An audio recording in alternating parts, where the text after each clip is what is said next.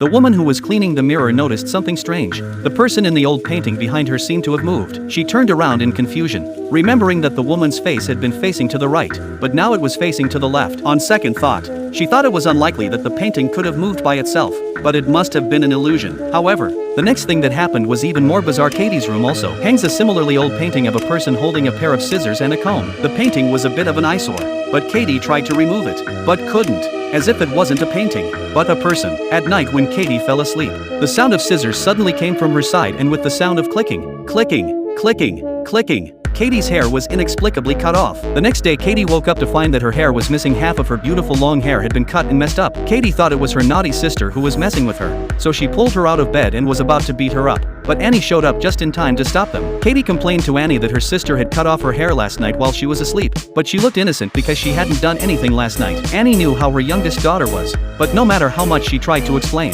Annie didn't believe her and demanded that she apologize to Katie, not realizing that they had both wronged her. The next night Katie was about to brush her hair and go to bed when she suddenly heard what sounded like scissors, because her hair had been cut for no apparent reason and she was very sensitive to the sound of scissors. When she turned her head to look behind her, she saw the painting of the scissors and comb on the bedside, and now she was very uncomfortable with the painting, so she found a piece of white cloth to block the painting. Just as she was falling asleep, the sound of scissors clicking came from Katie's side again, and a hand stretched out from behind the white cloth, slowly cutting off Katie's hair. When Katie woke up, the hand went back into the white cloth and disappeared. When Katie woke up, she touched her cut hair and instantly thought of her naughty sister. However, just as she was about to go out to teach her sister a lesson, she felt that it was a bit unreasonable that her sister could not have come to her room at night when it was so dark outside. Or was there someone else in her room?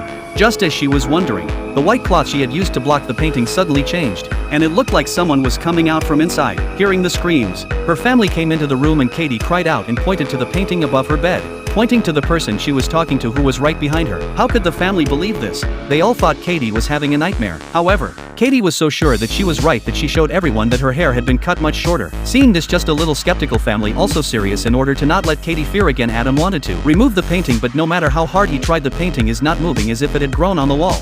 In the end, it took two men, Adam and Nick, all their strength to remove the painting from the wall. They thought that would be the end of the story, but then more strange things happened, and was sleeping at night when she heard someone running around the house. At first she thought it was her youngest daughter who was not sleeping, but when she came out of her room to check, she found a child jumping into the painting, and it was not her daughter Lucy but the person in the original painting.